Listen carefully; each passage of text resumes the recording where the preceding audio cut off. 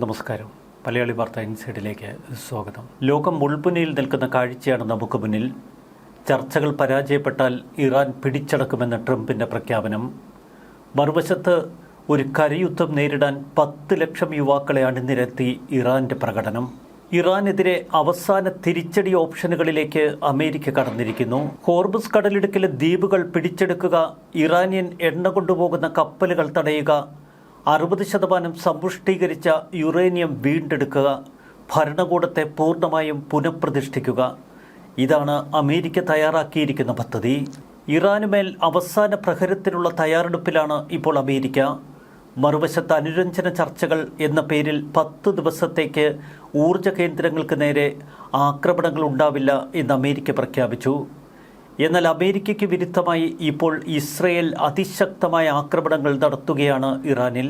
Iranian മണ്ണിൽ American സൈനികരെ വിന്യസിക്കാനുള്ള സാധ്യതയാണ് ലോകം കൽപ്പിക്കുന്നത്. പക്ഷേ അതിനു മുൻപ് ഏറ്റവും മാരകമായ ബോംബിങ്ങിന് ഒരുപക്ഷെ ഇറാൻ വേദിയാകും. ടെഹ്റാനുമായുള്ള കൂടുതൽ ചർച്ചകൾ നടക്കുമ്പോൾ മറുവശത്ത് അമേരിക്കൻ സൈനിക നിലപാട് കൂടുതൽ മെച്ചപ്പെടുത്താനാണ് ഇപ്പോൾ അമേരിക്ക ശ്രമിക്കുന്നത്. വിജയത്തിൻ്റെ പ്രതിച്ഛായയോടെ ഏകപക്ഷീയമായി യുദ്ധം അവസാനിപ്പിക്കാൻ US പ്രസിഡന്റ് ഡൊണാൾഡ് ട്രംപ് ആഗ്രഹിക്കുന്നു. ഇറാനെ മുട്ടുകുത്തിക്കാൻ 4 പദ്ധതികളാണ് അമേരിക്ക വിഭാവനം ചെയ്യുന്നത്. ഇറാൻ എണ്ണ കയറ്റുമതിയുടെ പ്രധാന കേന്ദ്രമായ കാർഗ് ദ്വീപ് പിടിച്ചെടുക്കുകയോ ഉപരോധിക്കുകയോ ചെയ്യുക ആദ്യ നടപടി. ഹോർമുസ് കടലിടുക്കിലെ ലാറക് ദ്വീപ് ഏറ്റെടുക്കുക എന്നതാണ് രണ്ടാമത്തെ ലക്ഷ്യം. ഇറാനിയൻ താവളങ്ങളും ഹോർമുസ് വഴിയുള്ള കപ്പലുകളെ ട്രാക്ക് ചെയ്യുന്നതിനുള്ള റഡാറുകളും ഇവിടെയാണ് സജ്ജമാക്കിയിരിക്കുന്നത്. സിവിലിയൻ കപ്പലുകളെ ആക്രമിക്കാൻ കഴിയുന്ന ചെറിയ ബോട്ടുകളും ഇവിടെയാണ് ഇറാൻ സൂക്ഷിക്കുന്നത്. അമേരിക്കയുടെ 3ാമത് പദ്ധതി കിഴക്കൻ പേർഷ്യൻ ഗൾഫിലെ അബു മൂസ ദ്വീപ് ആക്രമിക്കുകയെന്നത്.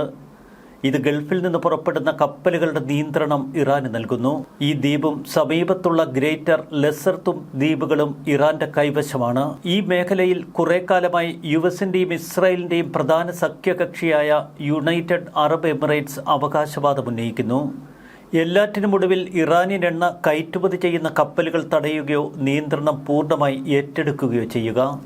മറുവശത്ത് ഇറാന്റെ കൈവശമുള്ള 450 ഗ്രാം സമ്പുഷ്ടീകരിച്ച യുറാനിയം പിടിച്ചെടുക്കുകയാണ് അമേരിക്കയുടെ മറ്റൊരു ലക്ഷ്യം.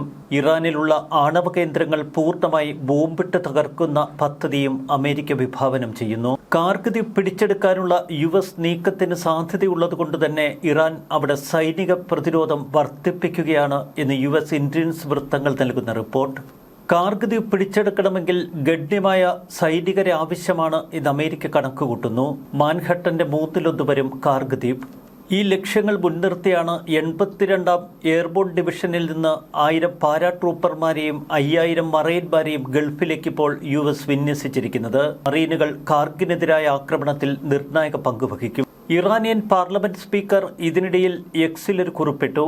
ചില ഇന്റലിജൻസ് റിപ്പോർട്ടുകളുടെ അടിസ്ഥാനത്തിൽ ഇറാന്റെ ശത്രുക്കൾ പ്രാദേശിക സംസ്ഥാനങ്ങളിലൊന്നിന്റെ പിന്തുണയോടെ ഇറാനിയൻ ദ്വീപുകൾ കൈവശപ്പെടുത്താൻ ശ്രമങ്ങൾ ആരംഭിച്ചു. നമ്മുടെ സൈന്യം എല്ലാ ശത്രു നീക്കങ്ങളും നിരീക്ഷിക്കുന്നു. അവർ എന്തെങ്കിലും നടപടി സ്വീകരിച്ചാൽ ആ പ്രാദേശിക മേഖലയിലെ എല്ലാ സുപ്രധാന അടിസ്ഥാന സൗകര്യങ്ങളും നിരന്തരമായി നമ്മുടെ ആക്രമണത്തിന് വിധേയമാകും. 1980കളിൽ ഇറാൻ ഇറാഖ് യുദ്ധകാലത്ത് കാർഗിനെ പിന്തുണച്ച ട്രംപ് 1988ൽ ദ ഗാർഡിയന് നൽകിയ ഒരു അഭിമുഖത്തിൽ പറഞ്ഞിരുന്നു, താൻ എപ്പോഴെങ്കിലും US പ്രസിഡന്റായാൽ ഞാൻ ഇറാനോട് പരുഷമായി പെരുമാറും. നമ്മുടെ ആളുകളിൽ ഒരാളെയെങ്കിലും ഇറാൻ ആക്രമിക്കുകയാണെങ്കിൽ ഒരു വെടിയുണ്ട തൊടുത്താൽ കാർഗ് ദ്വീപിൽ നമ്മൾ ഒരു നമ്പർ ഇടുമെന്നാണ് അന്ന് ട്രംപ് പ്രഖ്യാപിച്ചത്. കാർഗ് ദ്വീപ് ഞാനിന്ന് പോയി എടുക്കുമെന്ന ട്രംപിന്റെ വാക്കുകൾ. ഇപ്പോഴിതാ അതേ ഡൊണാൾഡ് ട്രംപ് അമേരിക്കയുടെ പ്രസിഡന്റ്. തന്റെ വാക്ക് പാലിക്കാനുള്ള ഒരുക്കമാണ് മറുവശത്ത് ട്രംപ് നടത്തുന്നത്. ഇറാന്റെ സൈനിക ശേഷി തകർത്തുവെന്നും അവർ ഒരു സമാധാന കരാറിനു വേണ്ടി അമേരിക്കയ്ക്ക് മുന്നിൽ യാചിക്കുന്നുവെന്നും ട്രംപ് അവകാശപ്പെടുന്നു. സമയം അതിക്രമിക്കുന്നതിന് മുൻപ് ഇറാൻ ഭരണകൂടം ഗൗരവത്തോടെ ചർച്ചകളിൽ ഏർപ്പെടണം. താൻ മുന്നോട്ട് വെച്ച 15 നിർദ്ദേശങ്ങൾ പൂർണ്ണമായി അംഗീകരിക്കുക മാത്രമാണ് ഇനി ഇറാന് മുന്നിലുള്ള പോംവഴി. ഇറാനെ വളരെ വ്യത്യസ്തരും വിചിത്ര സ്വഭാവമുള്ളവരുമെന്നാണ് ട്രംപ് വിശേഷിപ്പിക്കുന്നത്. പശ്ചിമേഷ്യയിൽ വലിയ യുദ്ധസന്നാഹമാണ് ഇപ്പോൾ നടക്കുന്നത്. ഇറാനെതിരെ ഒരു പൂർണ്ണ തോതിലുള്ള സൈനിക ആക്രമണത്തിനുള്ള ഒരുക്കങ്ങൾ ട്രംപ് ലക്ഷ്യമിടുന്നു എന്ന് വ്യക്തമാക്കുന്ന നീക്കങ്ങൾ. കാര്യങ്ങൾ കൈവിട്ടു പോകുന്നു എന്ന് മനസ്സിലാക്കിയ ഇറാൻ യുഎസുമായുള്ള ഒരു കരയുദ്ധത്തിന് ഒരുക്കം തുടങ്ങിയെന്നാണ് ഇപ്പോൾ പുറത്തുവരുന്ന വാർത്തകൾ. 10 ലക്ഷത്തിലധികം സൈനികരെ സജ്ജമാക്കുന്ന സാഹചര്യത്തിലേക്ക് ഇറാൻ മാറിയിരിക്കുന്നു. രാജ്യത്തുടനീളമുള്ള റിക്രൂട്ട്മെന്റ് സെന്ററുകളിലേക്ക് യുവ വോളണ്ടിയർമാർ ഒഴുകിയെത്തുന്നു എന്നാണ് ഇറാൻ മാധ്യമങ്ങൾ പറയുന്നത്. അവർ ഒരു പൂർണ്ണ യുദ്ധത്തിന് സജ്ജരാണ്. ഇസ്ലാമിക് റവല്യൂഷണറി ഗാർഡ് കോർ, കരസേന എന്നിവയുടെ കീഴിലുള്ള സെന്ററുകളിൽ വലിയ തോതിലുള്ള ജനത്തിരക്കാണ് ഇപ്പോൾ അനുഭവപ്പെടുന്നത് എന്ന് ഇറാൻ മാധ്യമങ്ങൾ. റഷ്യ ഇറാനിലേക്ക് ഡ്രോണുകൾ അയക്കുന്നുവെന്ന് ഫിനാൻഷ്യൽ ടൈംസിന്റെ റിപ്പോർട്ട്. ഇതിനു പുറമെ ഭക്ഷണ സാധനങ്ങളും മരുന്നുകളും ഇന്റലിജൻസ് വിവരങ്ങളുമൊക്കെ റഷ്യ ഇറാന് കൈമാറുന്നു. ഇറാനുമായി ഒരു വശത്ത് സമാധാന ചർച്ച, മറുവശത്ത് മിഡിൽ ഈസ്റ്റിലേക്ക് 10,000 കരസേനാംഗങ്ങളെ കൂടി അമേരിക്ക അയക്കുന്നു. ട്രംപിനേക്കാൾ നന്നായി ബെഞ്ചമിൻ നെതന്യാഹുവിന് യുദ്ധം കൈകാര്യം ചെയ്യാൻ കഴിയുന്നുവെന്നാണ് അമേരിക്കയിലുള്ള യഹൂദ സമൂഹം കണക്കുകൂട്ടുന്നത്. ഇസ്രയേൽ പ്രധാനമന്ത്രി ബെഞ്ചമിൻ നെതന്യാഹുവിനെ ഇസ്രയേൽ മാധ്യമങ്ങൾ പ്രകീർത്തിക്കുകയാണ് ഈ യുദ്ധവേളയിൽ. മറുവശത്ത് അമേരിക്കൻ പ്രസിഡന്റ് ഡൊണാൾഡ് ട്രംപ് വ്യക്തിത്വം, ബ്രാൻഡിംഗ്, അഹങ്കാരം, പ്രകടനം, അനന്തമായ രാഷ്ട്രീയ സ്ഥിതിവിശേഷം തുടങ്ങിയ വിഷയങ്ങളിൽ വലിയ വിമർശനങ്ങൾ നേരിടുന്നു. നെതന്യാഹുവിനു മുന്നിൽ ജൂത സമൂഹം പലപ്പോഴും കോപം പ്രകടിപ്പിച്ചിട്ടുണ്ട്. എന്നാൽ ഇറാനുമായുള്ള ഈ യുദ്ധവേളയിൽ രാജ്യം ഒറ്റക്കെട്ടായി നിൽക്കുന്ന കാഴ്ചയാണ് ലോകത്തിനു മുന്നിൽ. ഇറാനുമായുള്ള യുദ്ധ വിഷയങ്ങളിൽ നെതന്യാഹു ട്രംപിനേക്കാൾ ഗൗരവത്തോടെ, തയ്യാറെടുപ്പുകളോടെ ജനങ്ങളെ ബോധ്യപ്പെടുത്തിയാണ് ഓരോ കരുനീക്കവും നടത്തുന്നത്. എന്നാൽ മറുവശത്ത് ട്രംപിന്റെ പ്രവർത്തനങ്ങളും വാക്കുകളുമൊക്കെ പലപ്പോഴും പ്രവചനാതീതം. ട്രംപ് മനസ്സിൽ എന്താണ് ഉദ്ദേശിക്കുന്നത് എന്ന് ലോകത്തിന് വ്യക്തമാകുന്നില്ല. ഈ ആശയക്കുഴപ്പം പൊതുവെ ഇറാനിയും അലട്ടുന്നു. തന്റെ ശക്തിയെ ചുറ്റിപ്പറ്റി വലിയ പ്രതിച്ഛായ കെട്ടിപ്പൊക്കാൻ ട്രംപ് ആഗ്രഹിക്കുന്നു. എന്നാൽ യുദ്ധത്തിലൂടെ തന്റെ ശക്തി പ്രകടിപ്പിക്കുകയാണ് നെതന്യാഹു ലക്ഷ്യമിടുന്നത്. പലപ്പോഴും തങ്ങളുടെ യുദ്ധശക്തി വിറ്റഴിച്ചു പണമാക്കുന്ന മാർഗമാക്കി മാറ്റുകയാണ് അമേരിക്കയും ഡൊണാൾഡ് ട്രംപുമൊക്കെ. ഒരൊറ്റ ആക്രമണത്തിലൂടെ ഇറാനെ ഫിനിഷ് ചെയ്യാൻ കഴിയില്ല എന്ന് നേരത്തെ മനസ്സിലാക്കിയവരാണ് ഇസ്രയേൽ.